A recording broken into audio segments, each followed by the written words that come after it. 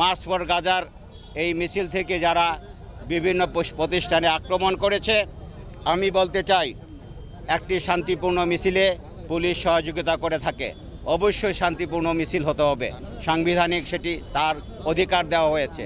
সেই অধিকারের বাইরে যদি কোনো অনুপ্রবেশ করে থাকে, যারা এই শান্তিপূর্ণ মিছিলকে কেন্দ্র করে অশান্ত করে এবং ব্যবসা প্রতিষ্ঠানে হস্তক্ষেপ করে, তারা অবশ্যই শান্তিপূর্ণ মিছিলের যে মোটো সেটিকে বিশ্বাস করে না। আমরা তাদেরকে চিহ্নিত করে আইনের আওতায় আনতে চাই এবং তাদেরকে অ্যারেস্ট করতে চাই।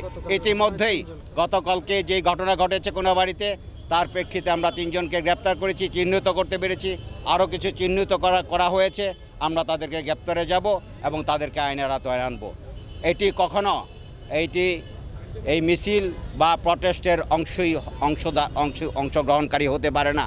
তারা তাদের উদ্দেশ্যই থাকে ব্যবসা প্রতিষ্ঠানে আক্রমণ করা, তাদের উদ্দেশ্য থাকে চুরি লুটপাট করা।